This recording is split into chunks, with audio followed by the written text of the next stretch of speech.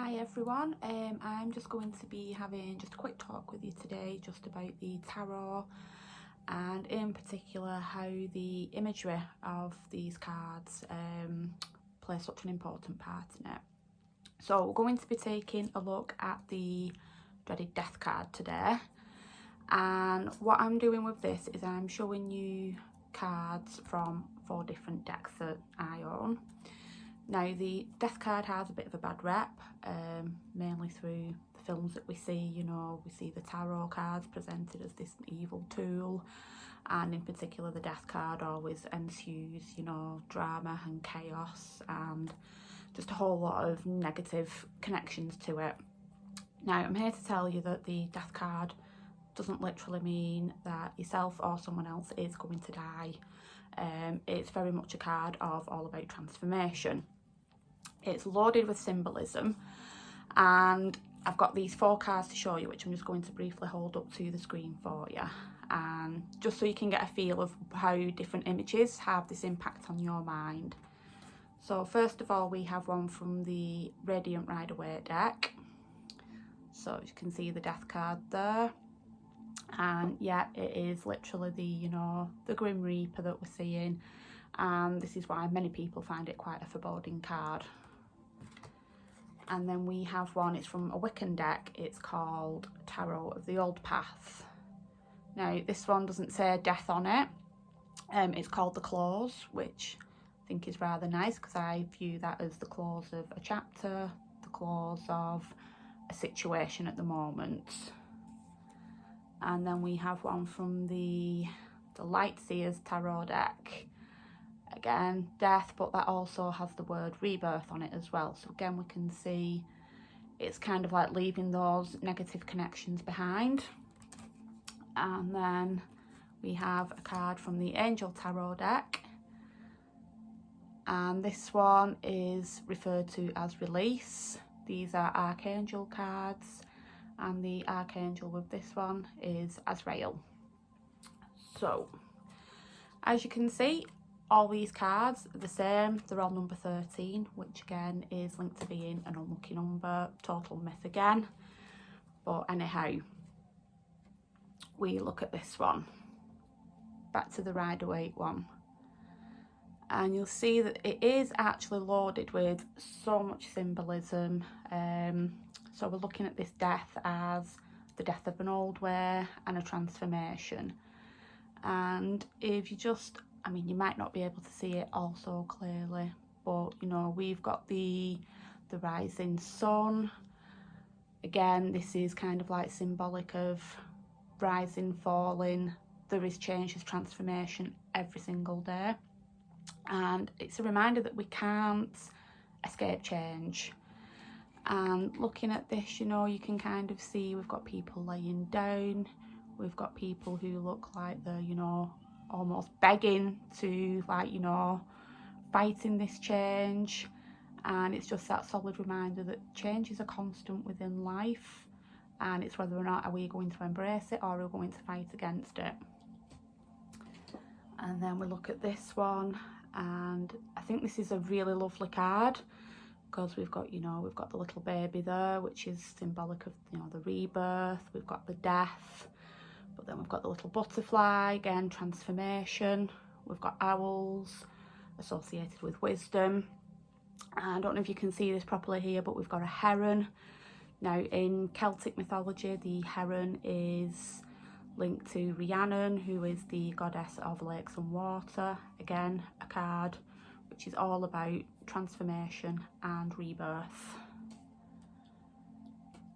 And then again, literally what this one says on the tin. So again, we've got this Grim Reaper cloak, but within it, I see that as like infinite possibilities. And it looks like a pine forest. Again, pine trees are linked to longevity, and they can embrace the harshness of any changes, like, you know, extreme climates, things like that. So again, we're just very symbolic there of change, embracing it. It's not all bad. And I just love this card so much because I just think, you know, it's like the cloak over it, and it's like everything's within. and we just have to accept it and embrace it. And then we've got the angel card there. Now again, this archangel is known as the Archangel of Death, which again, it sounds quite scary. It's generally more linked into the Islamic religion, and it simply just translates to as he who helps God. So then in that way it doesn't sound quite as scary, but we'll look at this image on here and, you know, compare that to the Rider-Waite card, and it's totally different imagery. It kind of, to me, looks as though, you know, he's stepping forward and he's welcoming you in, and he's like saying, you know, come and embrace this transition, this change. It's not all bad. So it kind of gives you this whole different picture of it when you're looking at this type of image compared to this traditional image. And it's just these thoughts that cards put within us. Again, these things are ingrained into us from watching films, TV, and it's just to say that the Death card isn't a terrifying card like you all may think. It literally is a card of just total change and accepting it. And then if we look astrologically into the cards as well, the Death card is linked to the sign of Scorpio. Again, Scorpio is a sign of transformation, of change. The ruling planet of the sign of Scorpio is Pluto, the planet of death and rebirth. So there is so much crammed into these cards. I mean, it's so much information in them. But the thing that really interests me with them is just looking at these, and when you do a reading, is I find it really useful sometimes to, you know, say like I do a reading with the Rider-Waite deck and we look at this, and then you kind of see the panic in people's faces just like looking at the image, because it's very heavily loaded with like old like religion and those types of things. But then when you kind of show somebody this card as well, it almost like softens the blow for them, and they don't fear it as much.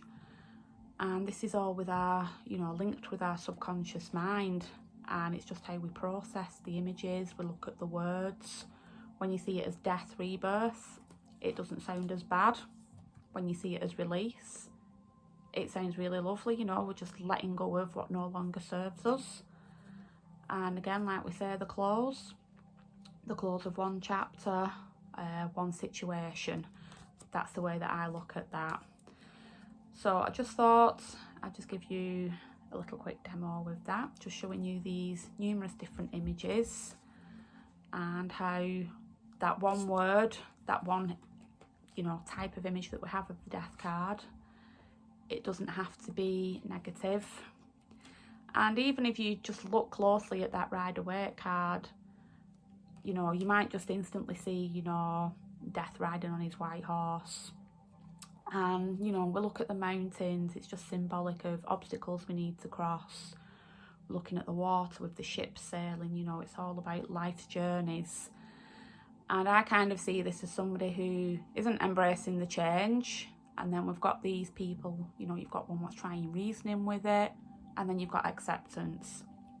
So it's kind of like the whole stages that we go through when, you know, change can be very scary and it's not always nice and easy. But these cards do show you that by embracing it and just by going with the flow, then, you know, it's not to be feared. It's just the end of the old way, the start of something new, and that just letting go and releasing of what is no longer serving you is just, you know, it can really lift the weight of the world off your shoulders. So yeah, I just thought I would just jump on and I just wanted to show off my card decks because I love them, and just so you can get an idea of how the different images can just affect your perception on a situation. So if you do have any questions, then just feel free just to comment. I don't want to prattle on for too long, so yeah, just drop me any questions and I will answer those. Thank you for listening.